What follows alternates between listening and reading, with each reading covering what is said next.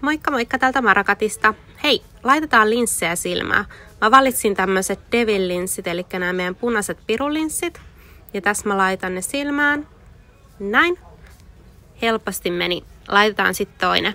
Eli kun sä venytät tuota alaluonta, niin sä saat helposti tiputettua ton linssin tohon silmään. Sitten sä vähän katot alas ja tadaa, se on siellä. Wii.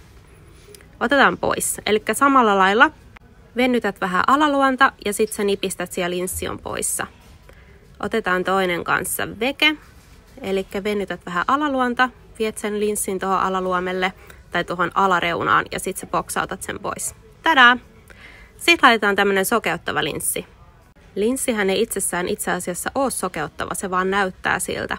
Eli tässä on semmoinen tietynlainen verkko ja sä näet vähän sen läpi. Eli sä pystyt katsomaan esimerkiksi sun puhelinta tai kaveria ihan normaalisti nämä linssit päässä. Aika pimeällä on vähän haastavampi toki nähdä. Tadaa! Nähdään ensi videossa. Moi moi!